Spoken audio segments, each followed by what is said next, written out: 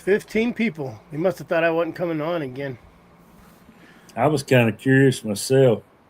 One time, and I get a ton of messages and calls because I'm a worthless piece of shit.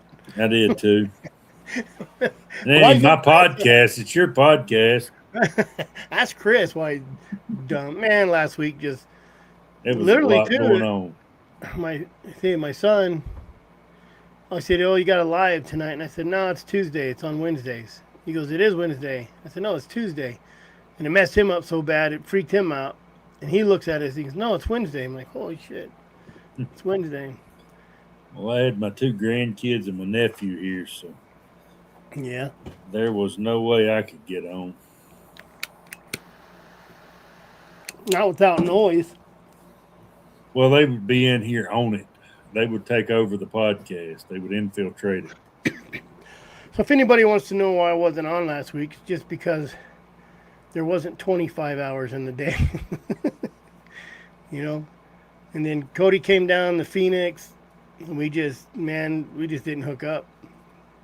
We did some work, we did some stuff over the phone, but I was supposed to go down today and tomorrow, and he ended up having to haul butt back to Texas. 'Cause life, life gets in the way. So if anybody wants to take it over, I'll give them the password.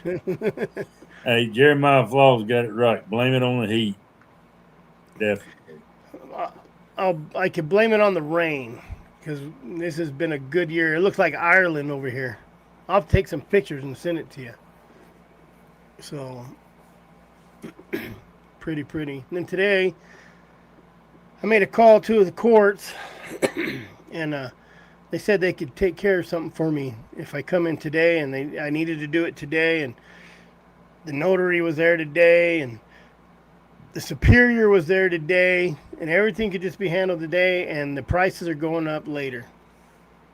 So Ariel was at her mom's over in Holbrook, well, near Holbrook, and I called her and said, "Hey, we got to meet at the courthouse there," and jumped on my motorcycle and made it there and got my stuff taken care of.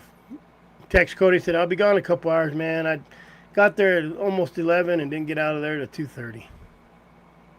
I messed up the Ariel messed up the applications first, and then I had to refill some out, and then I messed a couple up.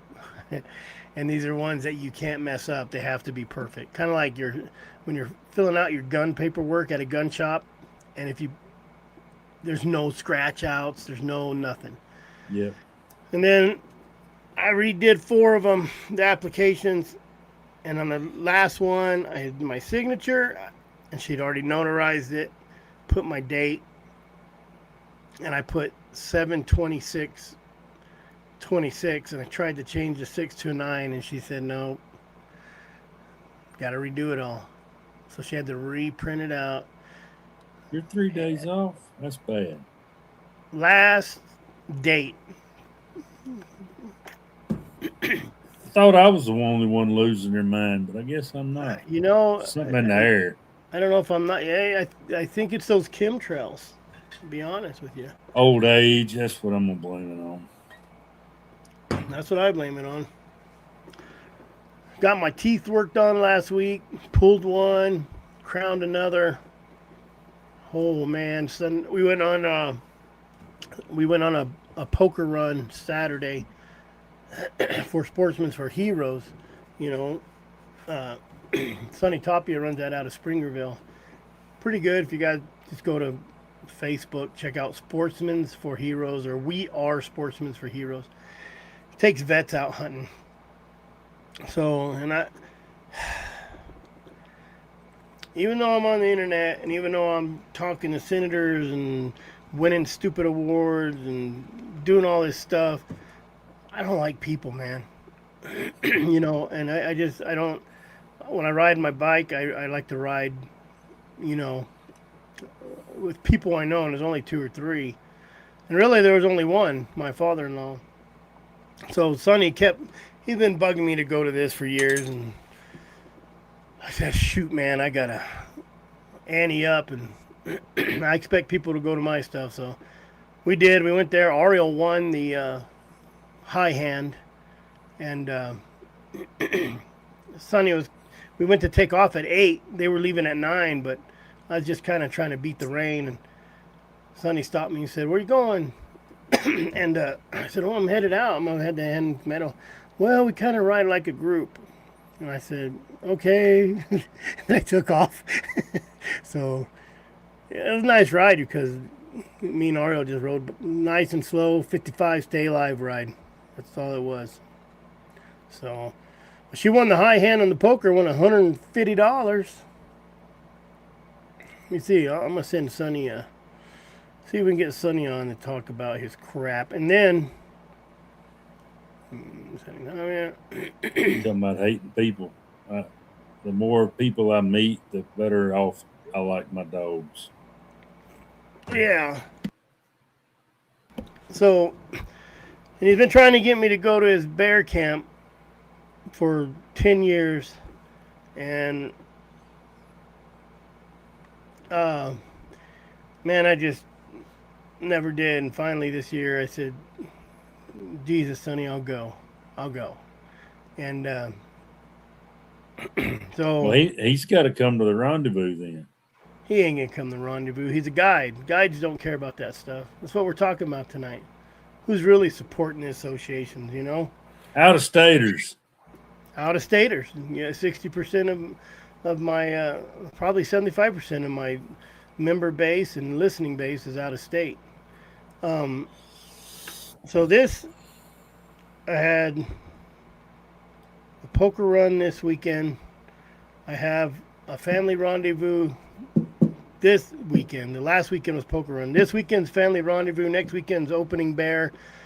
I told Sonny I'd go over there and help him. He has a big shindig, you know, band, food, whatever. Weekend after that, town trials. Weekend after that's rendezvous.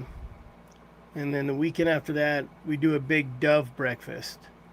But it actually it falls on a Tuesday. So there probably won't be too many people there.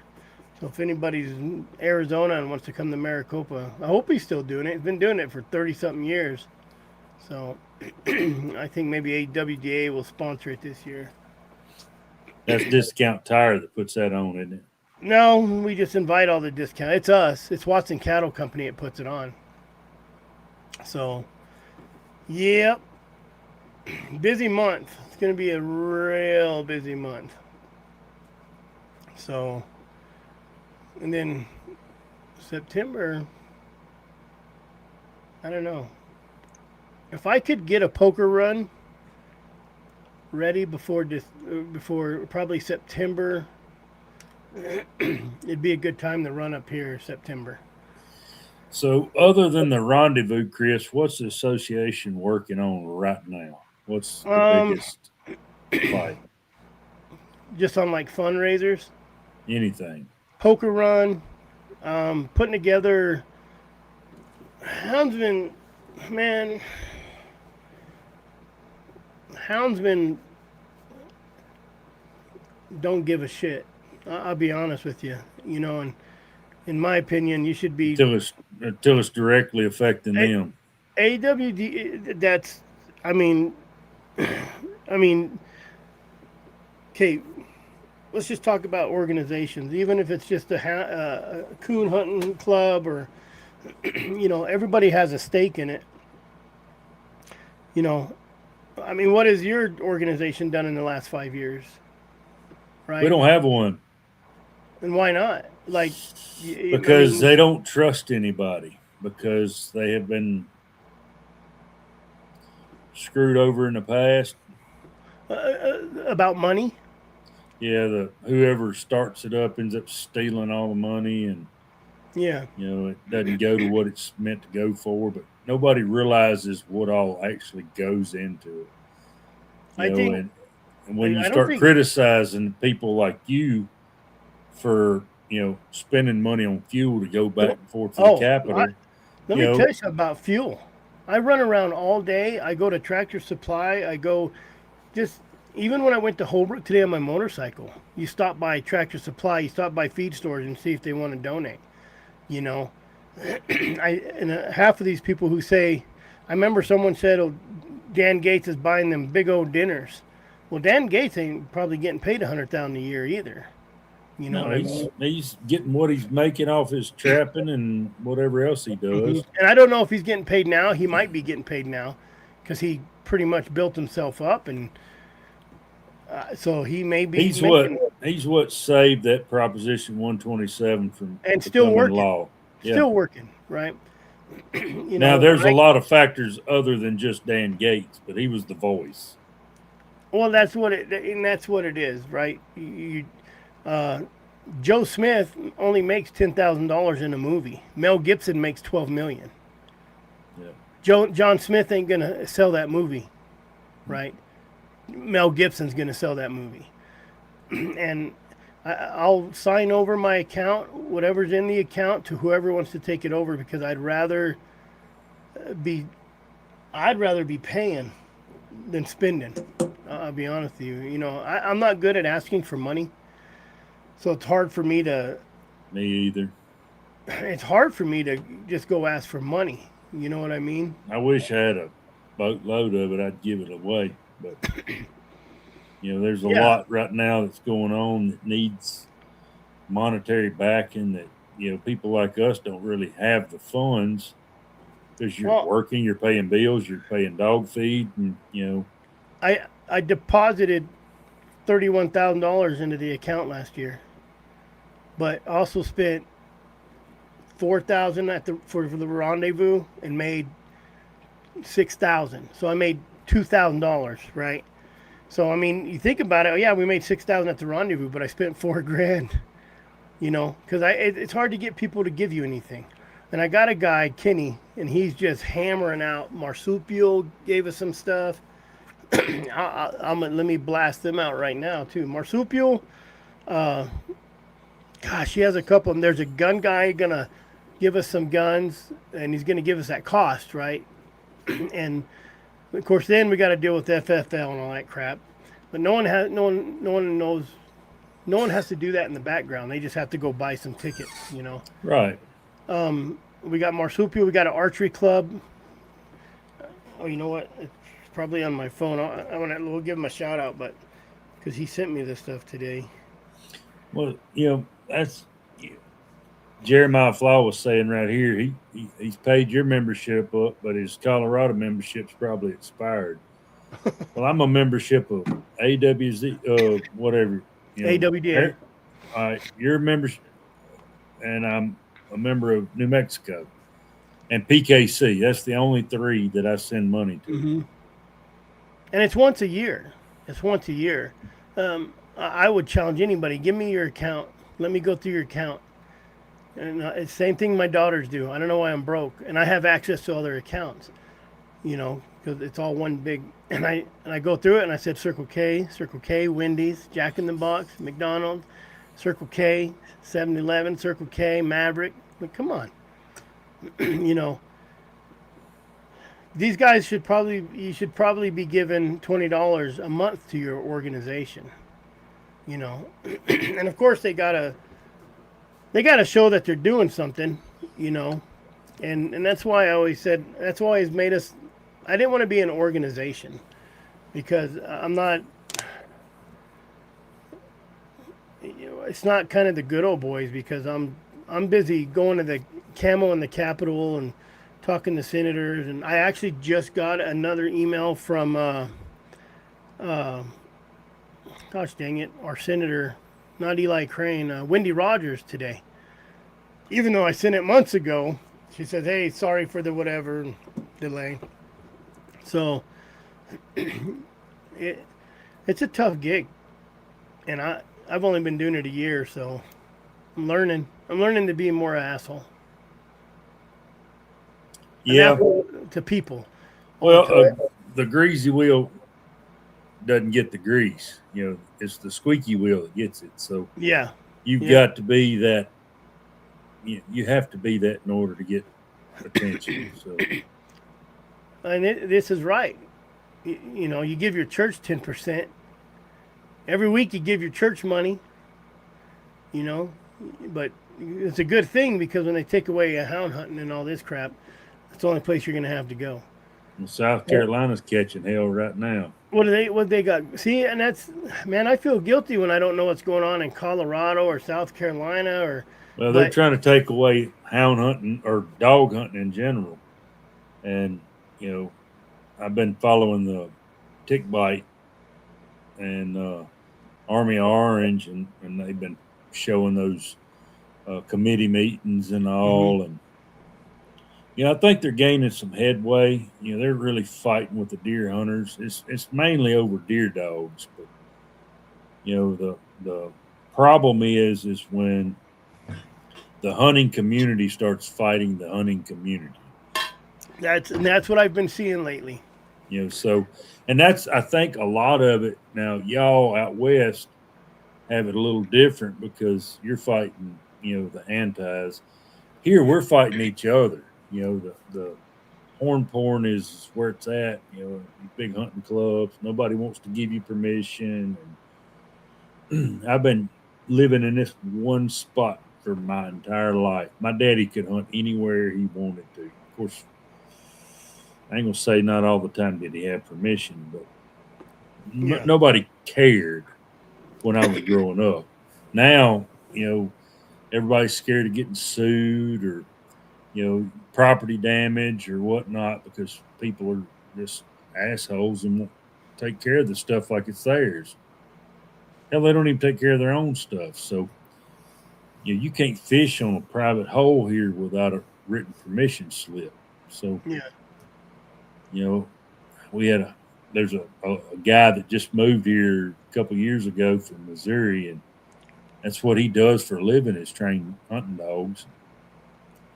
He's had hell trying to find a place to hunt, except for the public land. I think people finally have settled in on him a little bit, but he still has hell finding places to hunt. I have problems finding places to hunt. And you've been there your whole life. Mm-hmm. No, that's fact. And we're. And when deer season opens, you're not going to hunt anywhere.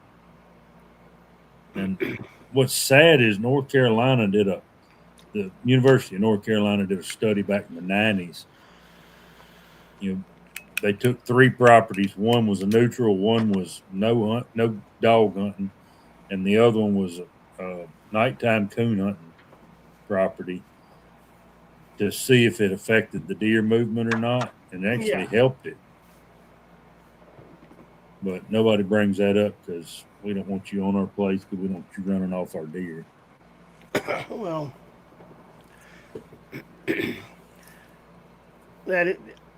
that's one of the biggest problems is deer hunters not liking coon hunters. Or I think in Arizona, it's not bad, but you do get some of the elk hunters or the deer hunters saying we run them out of the country. But well, see, our biggest savior is the turkey hunters.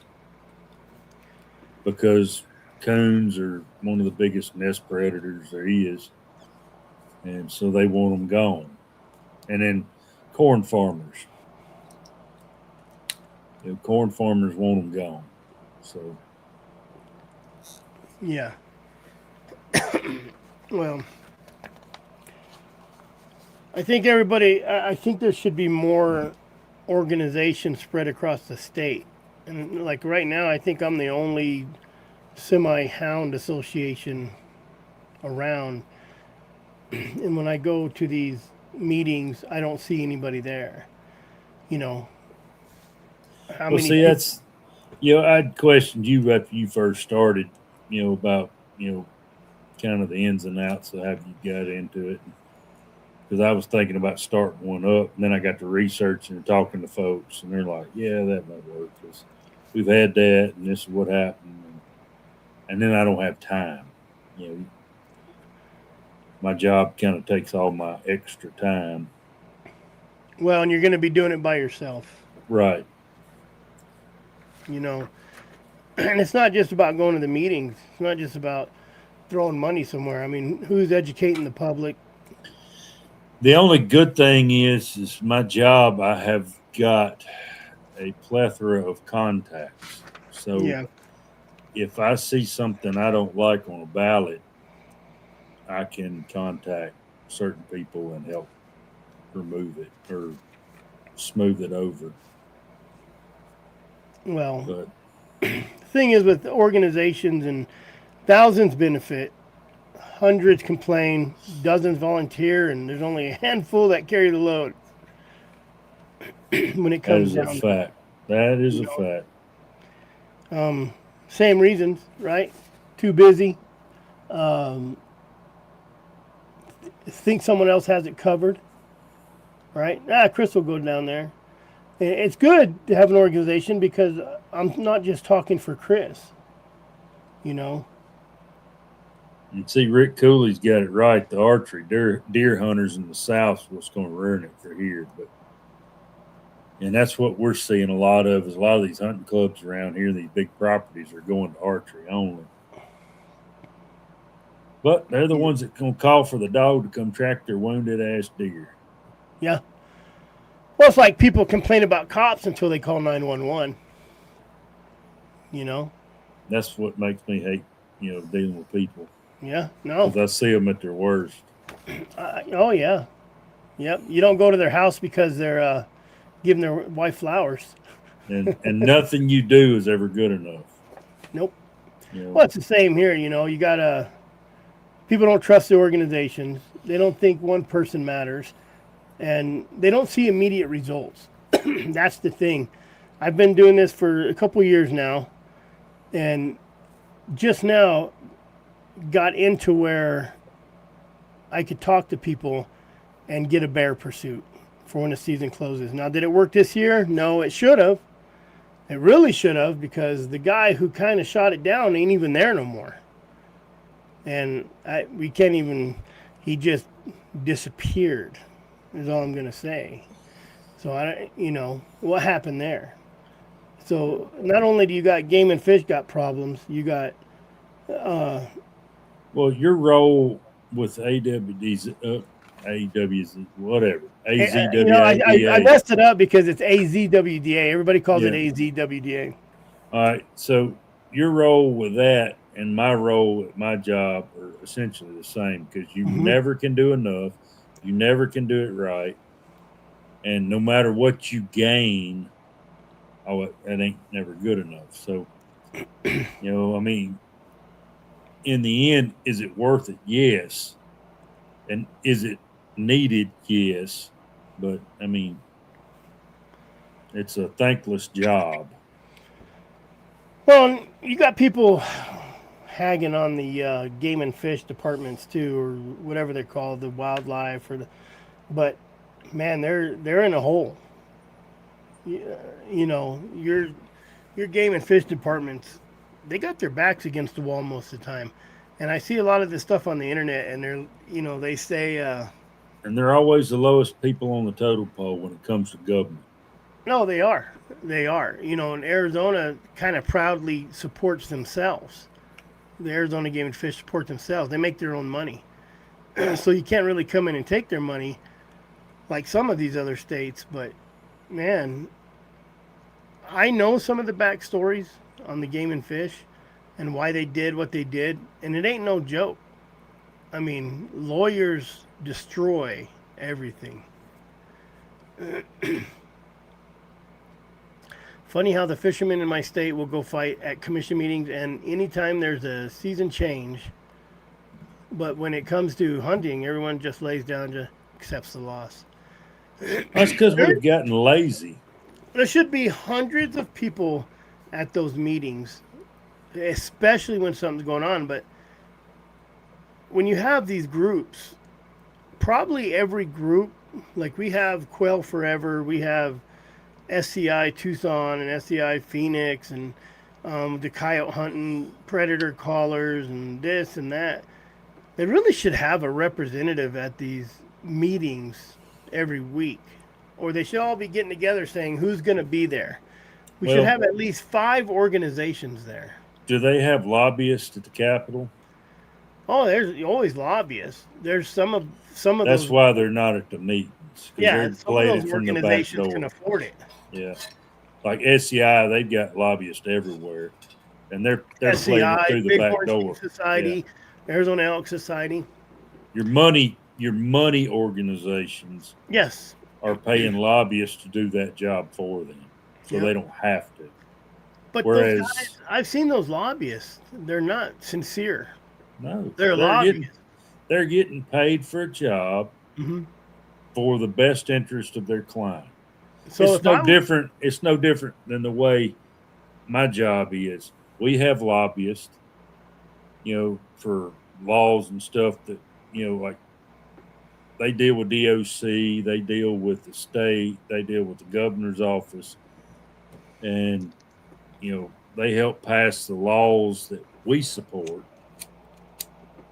It's the same way. I mean, it's playing the game. Yep. And then we got Chris. He's our lobbyist. Who?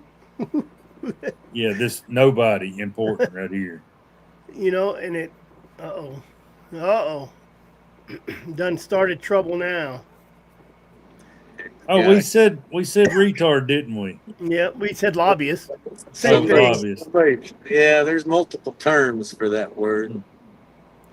Oh yeah. What are y'all doing, man? You just had dinner with one. maybe he's watching. Yep. Oh, just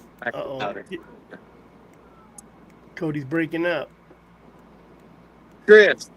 Yep. I'm breaking up. I ain't breaking up. You're breaking up, Cody. Am I still breaking up? Not no more. We can hear you better now. You lagged a little. Probably jumped. I got a question. We got an answer. I got a question. So I've got some people that are coming to rendezvous,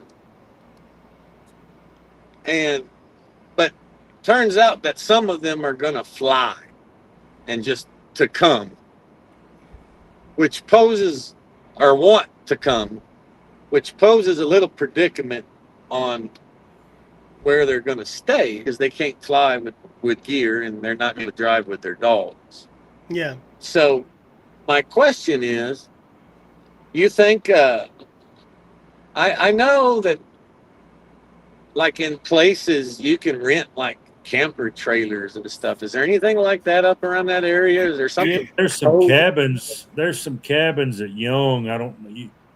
They'll have to call and try to get on the ball, because that's archery deer season.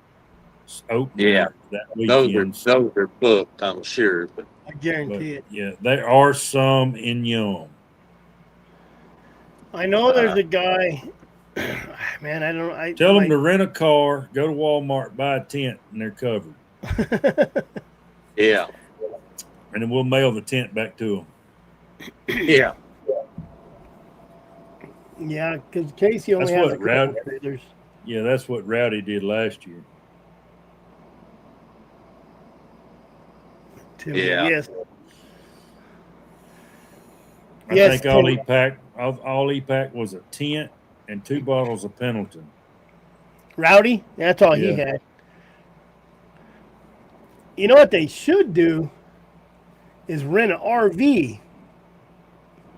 You know how much that cost? Well, it depends on the time of year and how far ahead. I don't know. My cousin would rent them for next year, so it wouldn't cost as much. Yeah, well, that's about $1,500. That's pretty expensive.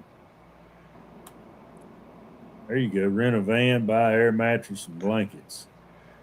But I know there's a guy my son bumped into, and he takes trailers out to the hills and charges them $600 for the weekend. Yeah, I know there's people that do that, and they set them up for you and everything. Yes.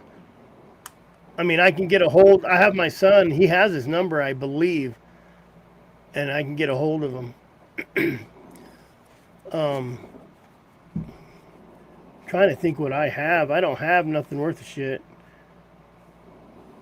Chris, you're a scrap man. You got like 15 travel trailers at your place. I got one, but it leaks. My son-in-law has one. That probably wouldn't take too much. You just have to pull it up there. How many guys you got? Um, two main. Well, there's three that are going to fly in. Yeah. That want to fly in. One of them's Alan, and you know, I don't know. I got to sort all this out tomorrow. I mean, I run my mouth all year long, and then it comes time to doing shit. Then oh man, I'm last minute too. Yeah. I mean, it'd be cheaper to buy a tent and some cots and a sleeping bag, to be honest. Yeah. Or an easy up and And some cots. then we just pack it up, put it in a shop or trailer somewhere here, and next year they can use it again. Something. Yeah. I mean, we'll figure something out. We'll brainstorm something up. Yeah. Just some Casey, thought. Casey's asking what you're looking for. Somewhere for people to stay. Casey only has so much room down there. So, Casey, I invited a very good friend of mine from Minnesota to come to Rendezvous. He's a hound hunter named Alan Listle. Really good guy. Elderly gentleman. He's, I just kind of figured he could stay wherever I was going to stay, but we could split a bunk. That's not a problem. But he came down hunting with me one year, several years, but one year he brought Corey Hiller and his friend Jordan down, and they were going to drive down and bring their dogs, but I don't think they're going to be able to. And but they want to fly down. They want to come. They don't have the time to drive and bring their dog. And they hunt cats and bears, and so I just got off the phone with them right now, and there's a hotel in Forest Lakes. I mean, and I could have sorted all this stuff out today. I was supposed to be up there today, and then I had to freaking come home. So I've flown from Texas to Arizona to Texas to Arizona and to Texas in the last 4 days. Yeah. So, Hell, Cody, just throw a tent in your truck, and when it gets brought out, then there you go. And there is plenty of room in that bunkhouse. I mean, you can stretch out some cots in there. yeah. How many people does Casey have coming out? Yeah, I don't know. I gotta think find out. aside from Jared, I think you and Slade were the only ones that were using the bunkhouse. Yeah. I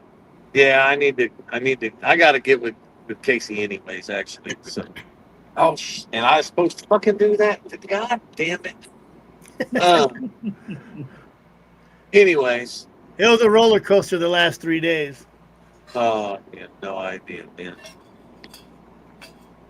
Yeah, that front room, you can put 4, 5, 6 cots in it, and then there's a bed in the back. I just say we send everybody to Casey's house. We've been giving away, look, plenty of room in the bunkhouse. I'm sure we can make something work. He's got a hay barn we can put people under. Yeah. Tack room. It's a rendezvous. Sleep under the stars. It rains out there every time I show up, so it might not necessarily be a good idea. Which reminds me, you guys got to buy your dinners. Oh, check this out. I already have. Did you? I hadn't even. But it's probably going to be August 15th. So we got to get them purchased by August 15th. And my azhhr.com for the rendezvous went down again this year. Same time it did last year. So I called them and I looked up the website and it was like for sale. The domain name was for sale for $20. And Kenny was like, should we just buy it? I said, no, I already made a ticket, IT ticket. So it's on auto pay. So then I get an email back says, oh, sorry about that. We just didn't update your expiration date. So So I got it fixed. But just go to azwda.com or azhhr.com and that'll take you right to that purchase for that dinner. It's only $35. I told her to raise it and she did not. But if you guys want to leave a big tip for her because she is in a wheelchair. Yeah, that was before the accident. Yeah, how's our cook doing? I ain't comforted if Diane ain't cooking. She says she will be there. I damn sure ain't eating no fucking canned bear meat no more. I know that much right now. I got new Casey said stuff. you can't eat protein cookies either because they're hard to come by. Yeah, he could. I mean, I like old Casey. Don't get me wrong, but if he never offers me another protein cookie, I'll be all right. Let me tell you. Jared says he's eating granola bars right now, so yeah, you might be all right. He don't eat all those Skittles you eat. I snuck in there. I tiptoed in that house to go steal them freaking cookies because I seen where he was getting them from. And I went to eat one of them sun guns, and I about choked. I couldn't eat this damn thing. Protein cookie. I mean, how about a box of Chips Ahoy, man? You don't need no protein. There's plenty of protein in those tamales and tacos. Plenty. I ain't eating no tamales, and I ain't eating no taco. And if you can wipe the grease off of it, there's plenty of protein there too. If someone brought a bunch of great Angus T-bone steaks, I wouldn't eat them if you cooked them on Chris's grill. That's how bad it is. There's nothing wrong with my grill. Yeah. Yeah, you lost it when he started eating the chicken feet. Yeah. Hey, I just showing him. I was just showing him. I was educating Cody. I was educating Cody. I'm gonna puke thinking about you eating them chicken bones. That was freaking bad. And this is a guy that lives in Mexico part of the year. I know. Eating donkey meat. I know. There's nothing wrong with eating donkey meat because the Mexican lady don't tell you it's freaking donkey meat. Hey, just admit you like eating ass. Yeah. Yep. I fed the people, the representatives, the senators at the Capitol my tamales. Not one complaint and not one death. Even Casey ate them for a little while. Yeah. Yep. Yep. It's all right. Everybody else liked them, so I'll make them for everybody else. I'm out of my good stock. I'm in my 20s now, so. It's only 10 years old. Hey, they're five. They're only 5 years old. I got 23. 2023. We'll be good. No, we'll figure something out. We'll just send them all down to Casey's house. Alan's he's going to need a bathroom and a shower. I mean. Yeah. Well, there's always a bunkhouse we can run him to. Yeah. Look at that. Look at here. It's the bistro man himself.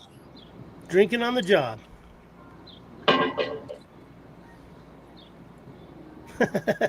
Hey, that's that non-alcoholic beer. That's right. I can only act stupid. I don't have to really be stupid. Now he has an excuse. So I have a question. When you drink non-alcoholic beer, is it honestly because you enjoy the taste of that beer so much? Yes. So you think that tastes good? It reminds me of the days when I used to tie them on. That amazes me. That's not actually non-alcoholic, Cody. It's just zero. Everybody has different taste buds, and it's probably saved my life multiple times. But I would rather have dog shit in my mouth than a beer. Yeah, I don't like beer either. I mean, I can't stand it. No. And to me, because of that, I just can't imagine why anyone would want to drink it other than if you were trying to get drunk, you know. The only time I've drank beer is when I drank too much Jim Beam and you can't taste the beer. Yeah. I like the taste of beer. Ugh. Yeah, not me. Sometimes a little too much. Yeah, I'm not an alcohol person. I don't like the taste of it. Now, I just discovered if you take some Barks root beer and put some vanilla Jim Beam in it, I'll drink the shit out of that. It's really good. You don't taste that alcohol. I'm more of a get a bottle of tequila and let's just get it over with quick kind of guy. Well, don't even put it in the shot glass. Yeah. I did used to drink White Lightning. Really, I have a fondness for real smooth, severe whiskey, and so I had to quit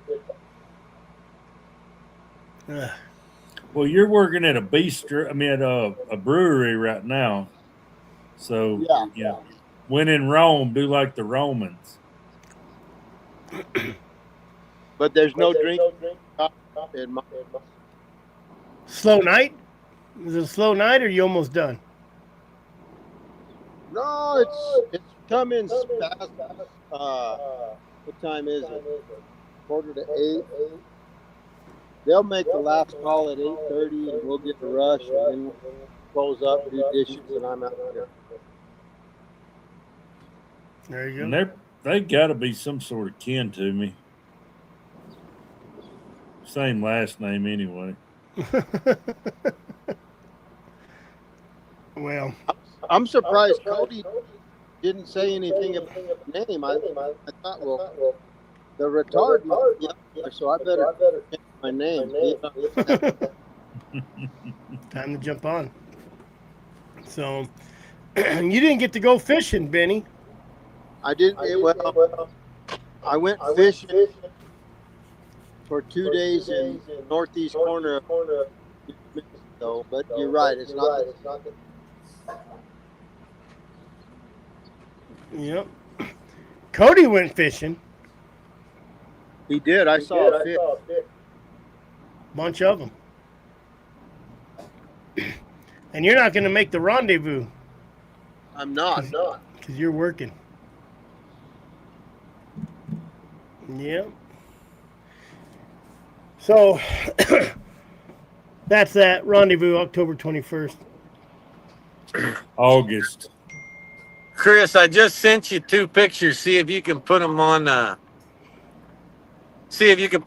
screen so everybody can see the results of the fishing trip that was purchased at Benny's Rendezvous. Everybody knows this takes me forever. I donated a fishing trip, and some guys came down. I can't remember. Mark Millam bought the trip, and Ralph. Harris. Ralph. What's Ralph's last name? Harris. Anyway, yeah, he's not making the rendezvous either. He texted me and said he can't come. Ralph can't come? Yeah. Yeah, I think he's going to Cheryl Tilley's deal, maybe. Mm-hmm. Boring. Let me see. Let me try to get this. I donated a fishing trip to Benny's Rendezvous, and some guys bought it and brought their wives down and went fishing. The fishing wasn't that great. Don't let the picture fool you, but it was good enough. I live in the land of fishing and don't fish. So. I like the kind that are already filleted and fried, and just, I get called to come eat them. Ready to go, huh? All right, let me. Oh. The day that I went, we caught the most fish, and that's obviously why. Well, for what it's worth, every day I was fishing, got the most fish. Yeah. Yeah, I was thinking about that earlier today. I saw some pictures of some guy from out in New Mexico with some fish, and I'm like, yeah, the folks that don't have any water or fish, they sure do like to fish. And the ones that live in the state where there's the most fish don't fish at all. Yeah. Funny how that works. I'm loading them. I used to fish. I Download. bought a boat and quit fishing. Can I get a Sold pack the of boat. Camel Crutches, please? The blue one. And a can of Copenhagen Southern Blend, the one with the gold top. That's it. Okay. Can you see it? That was Mark's buddy. Did it show that up on the came screen? with him. Yeah, Yeah. that's an amberjack. And let me tell you something about that amberjack. In the 41 years I've been alive, I've never known anybody to catch an amberjack in less than about 150 foot of water. And we caught that big amberjack 6 miles offshore in 55 foot of water. That amberjack's been talked more about in the last week and a half than anything else. That's a good size one, too. Yeah, especially for that, being so close. That's a very strange deal. And you guys had your bay boat. Yeah, we were in the bay boats. It was a calm day, and then that day we caught all the trout are on the right and all the red snapper are on the left. And we had a pretty. It was a tough day of fishing, actually. Don't like I say, the picture's kind of deceiving, and then it got really windy, but we got them some fish, so they had fun. So Cody, I was talking, and she said they were sitting around talking about how much Cody spent on that trip. And I said, okay. And I said, so knowing what you know, being down there, would you guys go again? She said, oh yeah, we'd go for what we paid for the trip. We damn sure don't go for what it costs Cody.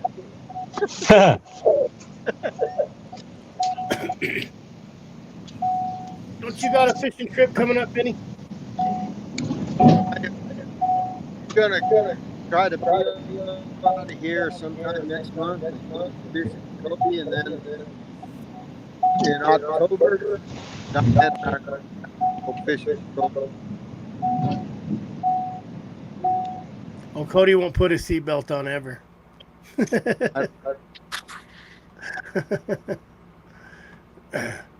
So what else you got going on, Cody? You got any more fishing trips planned or no? Yeah, I do. I got to take my dentist. God damn this freaking truck. Hold on. I got to take my dentist's son fishing August the 5th. And when you eat as much candy as I do, you got to keep your dentist on close terms, let me tell you. Hey, Cody, have you find those other Ginger showed you? Hold on a second, Benny.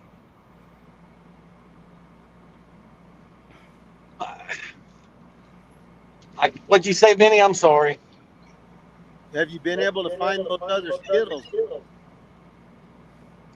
Oh, yeah. I've bought cases of them things. I'm afraid they'll quit making them.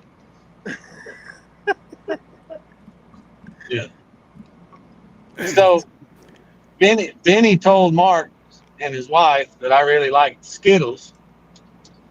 And so they'd be just being the nice people that they are. They went to town to go grocery shopping, and they bought me some bags of Skittles. Well, they give them to me as I'm leaving. I hop in my truck, and I get about 10 miles down the road. And I've spent the last 25 years of my life with two opinions about Skittles. Number one is that Wild Berry is the best bag of Skittles that you can buy. That's fact. I don't care what anybody says. And then number two is that the sour Skittles that they make would be so freaking good if they would make them in the Wild Berry flavor. And I'm not exaggerating when I say these are thoughts that I've had for 25 years. Well, I get 10 miles down the road, about a quarter of the way home, and I rip open one of them bags of Skittles and I throw it in my mouth. I don't even look at it. And I feel the nectar of the gods touch my lips. And I look down, I'm like, what are these? And there's these big letters that say new sour wild berry Skittles. And I was like, oh shit. And so it's been pretty life changing. I discovered they are selling them in Arizona too. I just got back from Phoenix. I bought 10 or 12 bags of them out there. And I got plenty in my suitcase. I'm afraid it's like a limited time only kind of deal. So I've been stocking up on them when I see them. He buys out every convenience store he goes into. Yeah, no, they're delicious. If he could order a 5-gallon bucket, he'd have a lot of them. Well, he's buying enough of them that they will never discontinue them. Yeah. Have y'all ever heard of the little ice cream that they sell at like theme parks and stuff called Dippin' Dots? Yeah. Yeah, I bought. Well, I love those things. Stuff. And when I was probably, I don't know, 26 years old, 27 years old, I ran into, they started selling them online. And I got online and I bought like $1,500 in Dippin' Dots, right? And then they mailed them to me. And the UPS truck shows up with these coolers full of Dippin' Dots. And written on these coolers is the words, must be kept below 0. They will not remain frozen in your freezer. So basically, you got to eat them all now. They shipped them on liquid ice, liquid nitrogen, or whatever that stuff's called. And but if you put them in the freezer, they melt. Those Dippin' Dots, they have to be kept at sub-zero temperatures, much colder than a freezer will get. And so I spent 24 hours eating about $1,500 worth of Dippin' Dots. And I was comatose and sick for a week, but I invited all my friends over, and we ate Dippin' Dots till they were melted and gone. So I've got a pretty bad sweet tooth. Yeah, he does. That's like last weekend. My mom had made some homemade peach ice cream, and I hadn't had any since I was about 16 years old. And I forgot how good that stuff was. I ate about, 2 gallons of it. So I'm feeling it. Diabetes kicking in. Cody, yeah, that sounds delicious. Have you been out running dogs at all? You've been traveling. I've been working and traveling. I've been very, very little. It was so dry for so long that, you just couldn't catch a cat. And then we got a ton of rain, and conditions are good. But for the first time in my life, I've got my dogs laid up because it's too hot. They were out of shape before it rained, and they're not in the shape that they would need to be in to be able to hunt as hot as it is right now. So mine are the same. Yeah. I've never done it. I know a lot of people put their dogs up for the summertime when it gets hot. I know a lot of people that do. And I've never done it in my life. And to be honest with you, I've even kind of criticized some people for doing it. And but I'm doing it now. So so younger me would be chewing my ass out. But I'm not going to kill one of my dogs. I've lost too many good dogs in the last 18 months to lose another one. Well, that'll damn sure humble you. Yeah. But I don't know about where you're at, but it's been pretty rough here. 98 and 75% humidity after dark. So that's too hot to hunt in. Correct. Yeah. Yeah. Yes, It's 93 here right now. You know, I ran dogs in 90-degree weather all the time down south of Phoenix, but it's dry as hell. You know, it'd be 94 degrees at 6, 7 in the afternoon, but it's dry. There's no humidity. Well, it's 85 right now and 76% humidity, and it's raining. So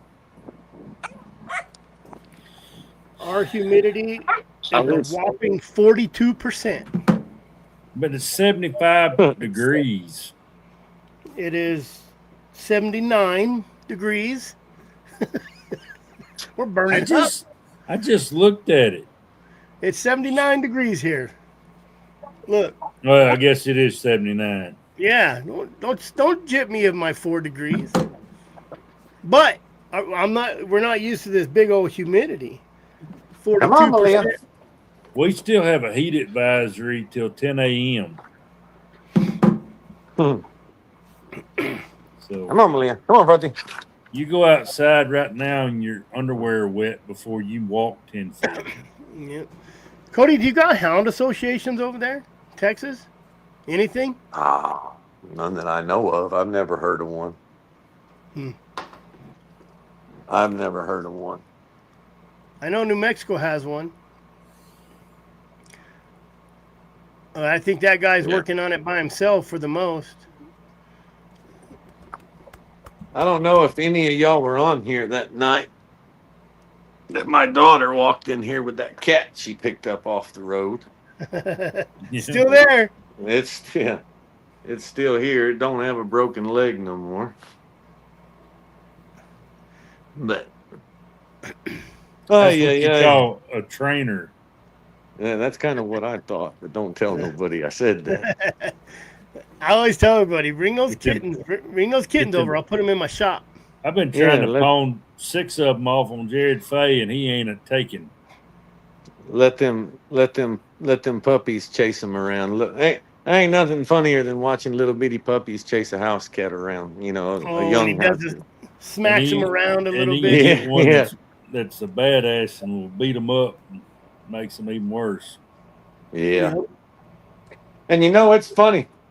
Whenever one of my dogs gets snake bit, I bring them in the house.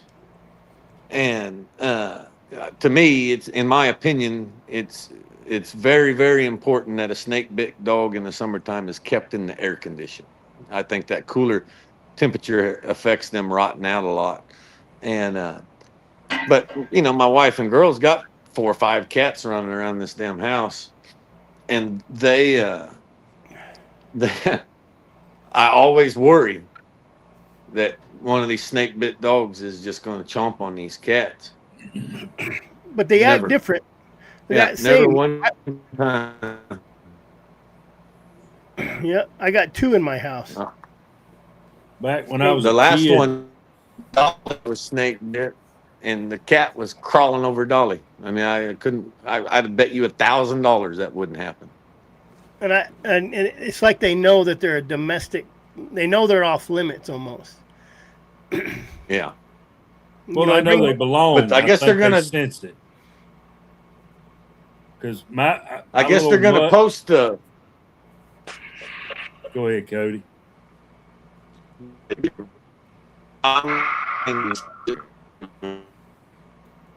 And now you're breaking up. Say it again. You're good now, I think. Go ahead.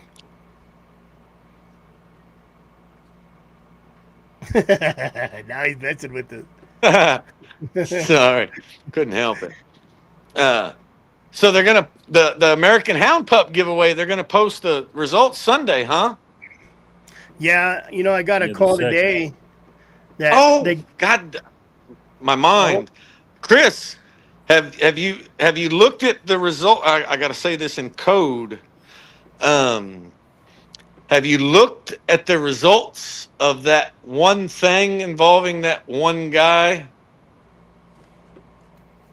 God dang it.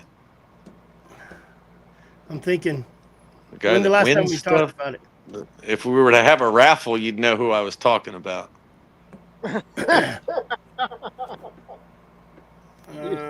not talking about that Colorado.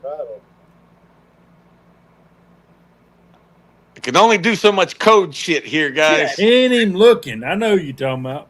I don't know what you're talking about. You know what I'm talking about, right, Jeremy? I think. That got resolved yesterday. I looked it up a while ago. Yeah. Yeah, Chris is. Hey, I'm lost. hey, RC. There was a dismissal yesterday.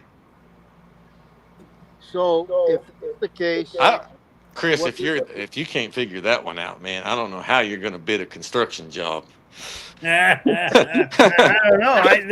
I got 1,000 things that we talk about. well, if you take 1,000 and multiply it by 10, and that's where he lives. Hey, hot green chilies. Just. Oh, that. Oh, yeah. No, I haven't talked to him. Yeah, so I looked it up a little while ago, eating dinner, and that was. Oh, yeah. He told me it was the 28th or. Yeah, it was dismissed, pure dismissal. Yeah. So Sorry, Benny, that wasn't a jab at you. he thought that was gonna do it. Yeah. But then, what do for his wife who got treated like he did? Well, that's probably gonna end up in a counter. Yeah. I would turn around and sue the shit out of him. Yeah, I'd pay for my vacation to go Cody the rest of the Yeah. Anyways, that was really good news, man. I bet someone's very, very relieved, man. I think everybody knew that was going to happen, except you never know. Yeah. What's going to happen? Yeah. I have another situation right now, the same thing, and the person keeps calling me and says, "Have you heard about my case? Have you heard about my case?" And I said, and I've made bets with this person. I said, "Let me tell you what's exactly going to happen," and I've been telling the person this it's been going on for over a year. And I said, this is exactly what's going to happen. They don't got nothing on you. They're trying to break you, and they're trying to smear your name. And that person, every time something happens that I say is going to happen, she's like, if they, because I said they're going to mistrial or dismiss. And that person says, well, if they do that, I'm going to take your whole family dinner, and I'm going to stand up and tell everybody there Chris Watson was right. And I told the person we're talking about now, I said, man, they're not going to do nothing. I don't even know why they did what they did, except that they're probably pushed too by the family. They needed a scapegoat. They needed a scapegoat, even though the person that was in question is just I don't want to smear no names, but he wasn't a good person. Yeah, he was allegedly. I'll say allegedly wasn't a good person, and there was already crap going on before, So, yep. And this I got 3 or 4 of those things going on right now. It could have been anybody. Cody froze up, didn't he? Yeah. That's a good picture of him. You ought to take a screenshot. Yeah, we ought to screenshot it and make a wanted poster and AI it to where it's a mugshot. So, Benny, what's been going on with you other than work? I got rid of all my help, training new help. Yep. When I couldn't go fishing with Cody, I decided that's enough of that horse shit. So I severed ties with the crew. Now you're at that's a permanent location now, though, isn't it? Yeah. Yeah. Too bad that ain't on my way. I'd stop and get dinner. Well, it can be on your way. Yeah, I think we're gonna take the northern route this trip. Yep. Going up I-40. Yeah. So Benny, So you what do you? take I-40 and you drop down out of Amarillo and cut across, and then stop over here and get you a Navajo taco. Turn around and go back over to Capitan and Cloudcroft and Oh, just come up over to that 40. way. It won't Come up take the. very long to get over to Pie Town and Kamado, and pretty soon you're at Chris's. Yeah. Yeah. That's generally the way we go home. You know, we generally hit 10 and go straight across and go up. Shoot, can't even think now. Las Yeah, Cruces and come in and go up the south end, but Carlsbad is probably, that's where I am. I'm in Carlsbad. yes, sir. And Carlsbad is probably, oh, it depends on the dumbasses on 285 and the traffic in the oil field. Could be 2.5 hours away from I-10.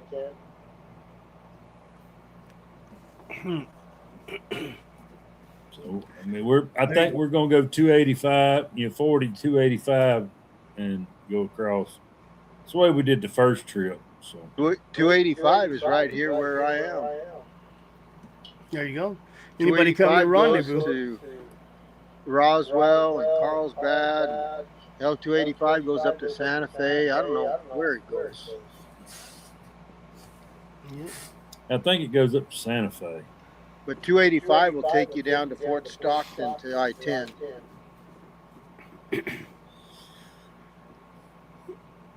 Either way, just get here.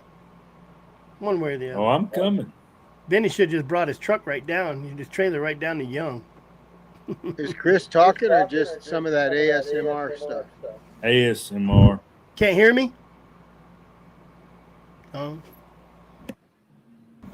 Can you hear me now? Can you hear him now, Benny? What about now? Can Benny hear me? Same. Can you hear me, Jeremy? No, I don't hear him. No. You can't hear me, Jeremy? I think I can. Cody took his voice when he unfroze. Oh, it's because he's on his phone.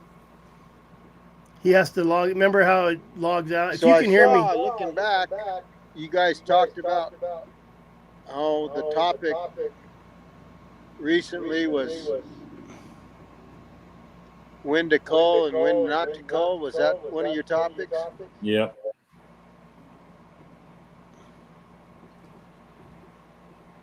Should get some of those youngsters in there because they get trigger happy. Where's that at? Not working, Chris. He said, "Where's that at?" He's gonna have. He can't hear me because he has What? to shut it down and come back in. He said you can't hear him because you're going to shut it down and come back in.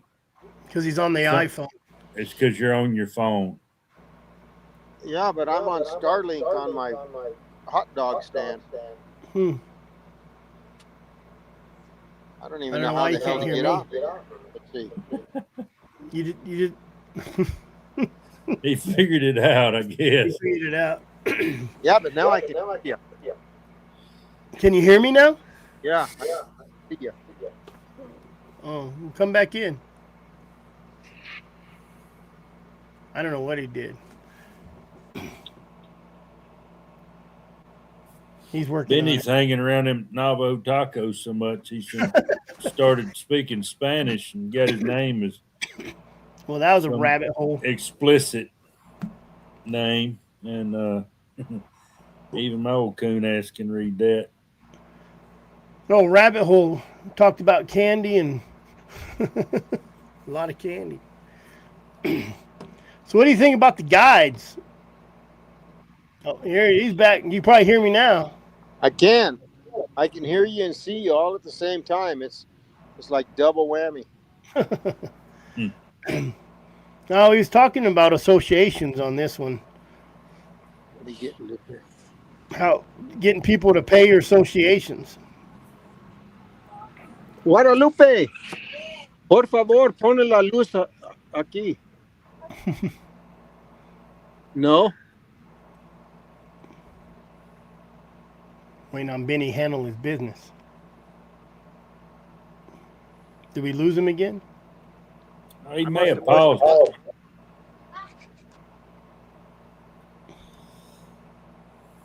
Anyway, what about guides? Think them guides should pay more money? I mean, that's their livelihood. You would think they would turn you into a lobbyist. I think if you're going to use that as a business, yeah, you should, contribute a little bit more because you're dependent on it. Now, do I say that they're solely responsible? No, everybody that runs is responsible. Like me not being a competition hunter, I'm criticized here where I'm at. Yeah. So, and then I hunt with you guys, and now I'm a big game hunter. So, who do I contribute to? I think each should pay his own. But you would think the guides would step up a little more, considering they make their. He keeps falling out. I think his Starlink ain't working. You got. I know one guy that has a bunch of hound hunters that run for him. Well, they all do. Well, you just take Utah for example. What they tried to do last year. And I'm echoing.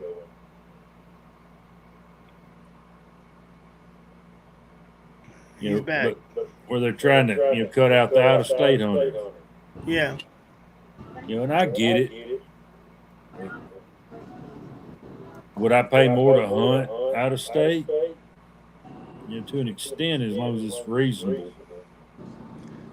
Well, Arizona's not bad, and there's game here, which is why a lot of people squirrels. Come here. There is squirrels. Squirrels and lion tracks. Yeah, I think you guys. It's going to be a good bear. I think it's going to be a good bear year this year. Got a stamp in their pocket? Yeah. Just keep me interested, Benny. I think it's going to be a good bear year this year. They're already causing havoc. Yeah. Casey did gut me on Cherry Creek the first year I came. So. Yeah. It just shows I've got stupid tattooed right here. Well, and you'll be back next year too. I don't know. Year after that. I don't know what's the matter with my stupid phone, but it's getting close to time to shut everything down in there. I can't hear Chris again, so I'm just going to bug out. You guys have a great evening. We'll see you, Benny. Might even stop off and buy a taco. All right. We'll see you then. All right.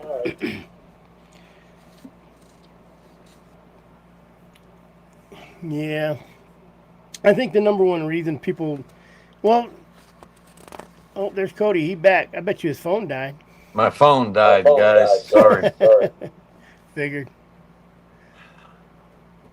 So, he's talking about associations. You don't even know if you have any over there, huh? I don't. But do you guys have a lot of trouble, though? I mean, you've talked to some of them you've sat down and talked to them, haven't you? So Cody's had run into the law. All the way around. Trying to figure out where the associations need to create their revenue from and to keep them going, and why people don't want to donate or become a member. I think there's got to be something to fight against in order to keep them occupied. Well, that's it. The only time you see a spike in membership and a spike in donations is, look at Colorado. We raised them money in 2 weeks. I think everybody in the country did. Yeah. I'll tell you a big reason why. There's so much hatred and jealousy amongst houndsmen that it's very difficult for a houndsman, not all of them, but if you're involved with another houndsman very long, you're gonna have a falling out about something, and that's just the truth, man. It's very, houndsmen can be our own worst enemies sometimes. I've been guilty of it just as much as anybody else. I'm not throwing stones at anybody, but well, what's the first thing you do when you see a hound truck or a dog box? Who the is that over here? Before you even know who it is, who is that? Yeah. Well, I'm gonna go find out who it is, but I'm not gonna try to discourage them. Yeah. Unless they're hunting my private property that I have sole permission to be on. Well, and the problem with it is, and part of the problem is you have a bunch of different houndsmen from 50 different states that are 50 different cultures that do things 50 different ways with 50 different sets of rules and regulations. And the only way that they know is their way. And that's all they know. And so there's just so many different variables, and it leads to a lot of arguments, a lot of disagreements. That's exactly right. And when when you're like Arizona, we have a quota, and here lately the quotas have been just shutting down enough where I went to the Game and Fish and said, "Hey man, you got to let us run these bears for a lot of reasons. Keep us in the field, get our dogs, keep them up. For two, keep the bear pressure, right? So they're not digging in trash cans. And that's one of the biggest things, I think, is when we shut down in a week, so opens Friday, we're shut down Wednesday, we had horrible bear nuisance last year. Horrible. I'm talking, and man, everybody's like, oh, Game and Fish are just out there killing. They don't want to kill them. I'm gonna tell you one right now. If he had to kill a bear and he could skin and bottle that meat, he would do it. But when you're killing 50, 60 bears, to me that's bears I don't get to hunt. That's bears most of the time they're boars. They're young boars. Outcasts. But they're just they're off mama's tit, and we had no rain last year. I mean, it looks like Ireland up here. It's gorgeous, and it's at a time we're not going to get fires. It didn't spring rain and then dry out in the summer. It's we're good, I believe, but we got good rain. We're going to have lots of mushrooms because it's hot as hell. Rain, hot. Rain, hot, rain, hot. It's just blowing up. And it don't take just water for shit to rise. Those heat units, amazing. When you get good heat units, that's what grows it. So it's going to be a good bear year this year. But when you get people coming in on a quota and you have guides, out-of-staters, whacking everything to make that dollar, or because they're out of state, you tend to get a little irritated. Yeah. Well, how many out-of-staters other than myself actually bring hounds into New Mexico? New Mexico and Arizonans jump back and forth. There's a lot of out-of-state hunters, especially in snow country. Colorado, Utah people come down and hunt, and I don't know if it's because we start earlier than them, or we don't have no pursue season. That's why everybody used to jump up to Utah to pursue. Well, the reason why I was asking, I was just seeing if there's any stats on that, just to see. Yeah, there's I know a lot of hunters from out east that make a trip or two a year out west to go hunt. Well, most of them go to New Mexico. Most of the ones that I know do go in a lot of places, but New Mexico's not their main goal. A lot of them go to like Utah for bears. Yeah, for some reason I don't know what they're hunting. Yeah, bears. I mean, a lot of they them have go to New Mexico. A lot of them go to Colorado. Well, I know New Mexico's pretty much a year-round season for lion. Yeah. Where was Jason from? He's from West Virginia, I think. And I mean, that was my main reason for trying to get a pursuit season, mainly just so we could quit whacking these bears. And I'm trying to put together a hazing program, and which everybody'd like, even the anti-hunters, because if you get a young bear that comes in and gets on a porch, instead of whacking them, why don't we run them? Like I said, run them. Should have turned loose on those trash cans. Yeah, probably should have. I'm a Even the anti-hunters ain't never gonna want to give you nothing, including a pursuit season. There's one I got to talk to, and I've just heard he was upset with another one for doing what he did. So I've been trying to get a meet with him. I'll run down and take him lunch or something, you know. But he's worried about land. That's all they care about is land. And this other guy did some other shit, and that caused a big problem. But we can't hate each other on that either. Just like the deer hunters can't hate the hound hunters, and hound hunters can't hate the quail hunters, and you know, there's too many associations too in some aspects, and I say that, and that's where Colorado kind of came in. Colorado had all the little associations everywhere donating money to them, and all of the Arizona working dog allowances, all of the Texas Hound associations, wherever they are, none of them will individually ever raise enough money to do anything. Nothing. Nothing. No. I mean, I shouldn't say nothing. You're going to have little wins, little things locally here, do what you can, but it needs to be fought on a national level. I've talked to people that say, why don't we do this? It's their job. It's legislators' job to do this stuff, right? And I told this guy, I said, well, it costs money. No, it's their job to do it. Ask Colorado how much money they spent fighting. I mean, they had to sue them for the title. And that was like $300,000. You know, I'm making a measly 20, 30 grand a year eating at Taco Bell and trying to, you know, pass out some dumb flyers, get everybody going down and talking to people. But I mean, when it comes down to it, and if we really had a real fight on our hand, I'd have to rely on Sportsman's Alliance. And I mean, I would be their bitch. I would try to send them 5, 10, 15 grand at a time. You know, and I'm the only dog association or alliance, and that's why I made it alliance, because I don't want to go to the clubhouse and drink beer on Saturdays.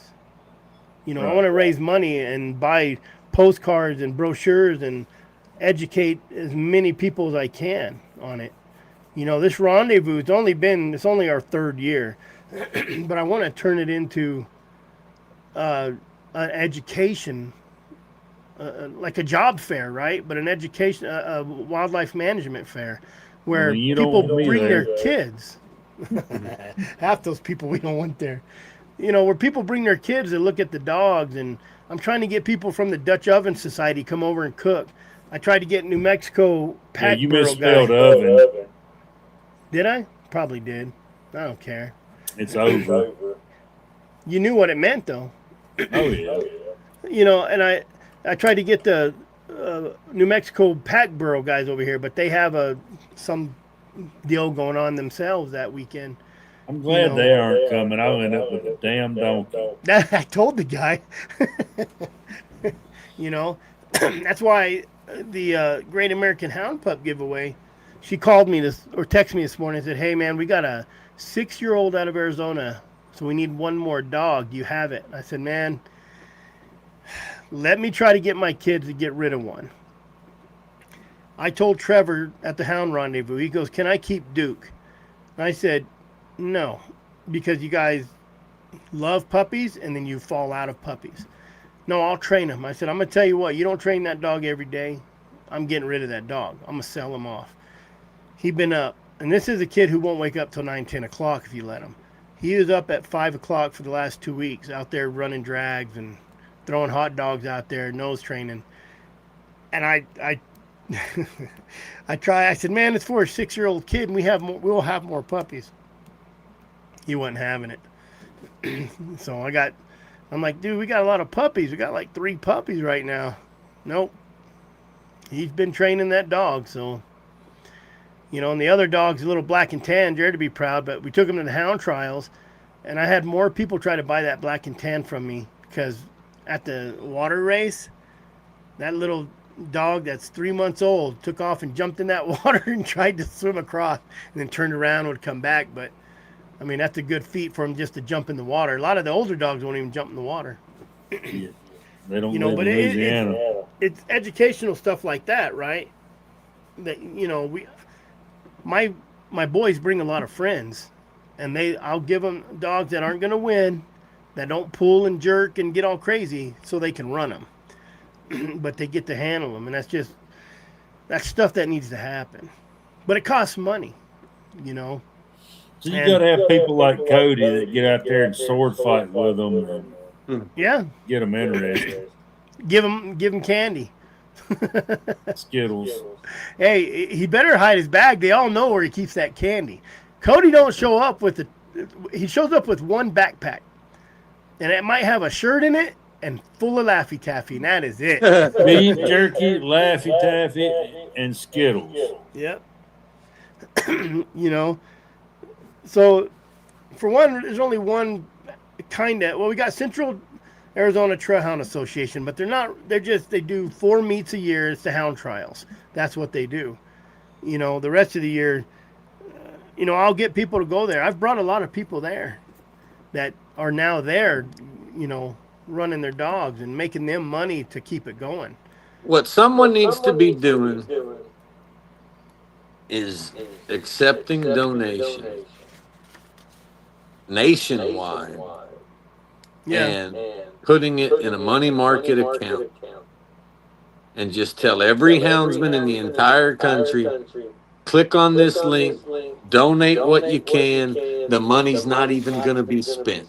It's going to go into this money market account, and we're going to raise as much as we possibly can, and then in 10 years we'll be able to access it to have a fight. That was Dan Gates' idea. He said, we need $5 million to fight, $10 million in the account. Yeah, you could put together enough money nationwide to where the interest that the account would make would fund one hell of an organization. Yeah. I motion Cody King to start it. No. Second it, Chris. Cody King can't even stay in one city for more than 2-3 days. Well, he's our delegate. He goes everywhere. Yeah. It'd be like Fight Club, where he goes to different cities and starts clubs all the way across the city. I kind of, honestly, I wish Chris Powell and them's idea would have kicked off with the National Hound Association. And it didn't, because of what I was talking about earlier before my phone died. Houndsmen not being able to get along, and people wanting spotlights, and people arguing about what needs to be done, and just 1 million things. It's always something, Well, and I'll give the liberals what they're due. Them goofy sons of bitches can put all their differences aside and fight like badgers, man. And we can't. Normal people can't do that. And maybe we're not the normal ones. I don't know. Well, That's our problem. That's why we're going to lose it in the end. Yeah. No, it's a sad thing to say, and you'll get people get upset and say, well, if you think like that, it's going to happen. No, we're losing the hunting community, right? Like, there's people who hunted and now raising their kids that don't hunt. And those kids are hanging out with people who have leotard parents, and they fall into that little group too. How many times have you asked somebody, you hunt? Oh man, I used to as a kid. And then they get in life and their kids aren't going to hunt. I mean, it can all be projected on a graph. Over the last 100 years, you can get a lineal motion of where hound hunting is headed. And it's downhill. Yeah. I mean, that's just fact. I don't care what anybody says. And what people don't understand is when that's gone, they're not going to stop and say, yes, we won. They're going to say, hey, guess what, deer hunters? It's the next low-hanging fruit. Yeah. Because they already got trappers pretty much under the barrel. Yeah. And then they'll work on hound guys. They'll get us under the barrel. And then they'll go... It'll be bear hunting next. The predator, correct. The predator hunting is what... And I don't know why them bunny huggers focus on them predators like they do. But they do because they can. They can't do it with the deer. The deer hunting and the elk hunting and all that stuff. Makes money. Yeah, like Jeremy said, they intentionally go after things that they know they can win. The low-hanging fruit. Yeah. It'll be like you said, predator hunting, bear hunting, and then it'll be hog hunting. Because it's not a big money makers. At the end of the day, from a purely ethical standpoint, it don't matter what it is. Well, you look at life is a life. Carolina. Whether you're hunting a rabbit or you're hunting an elk, its life is valued exactly the same. So why do the bunny huggers? They're going after what they can, and they're just going to do it little by little, by little, by little, by little, till it's all gone. Well, and we're doing it to ourselves, because you look at South Carolina trying to take the deer dogs away. They're fighting amongst themselves. Yeah. No, that's right. And in order to have an American working dog alliance, you have to have somebody you're paying $100,000 a year to do nothing but watch what's going on. That's a lobbyist. Everywhere. And he can't just be some dumb lobbyist that wears a dumb suit. He has to be somebody who's in the game. Because if I was a senator or a representative and the lobbyist that's working for the American Aluminum Association is over here talking about hound dogs or something else, I wouldn't give that guy credit. I would give the guy credit who shows up in a cowboy hat and a dirty ass shirt, that dressed up in his best pearl button up. I would take his word for it more than just some dude in a suit. The working men don't know how to do it, Chris. We don't. Well, I'm fixing to get us canceled, but we got to do like Big Pharma does. We got to pay these politicians. 100%. I mean, there needs to be multiple $150,000 a year salaried lobbyists doing nothing but focusing on hunting. Yeah. And Wayne says you need a board, you need members, that costs a lot of money. Yeah. I had 120 members last year. I have 40, maybe 50 this year. Why? Because I didn't send them a hat or a shirt. I'm not an association. Well, that shit costs money. That's so $50. Now, if you're paying me $50 a month, you're going to get a hat and a shirt. You're going to get a free dinner somewhere. But $50 a year, it would take.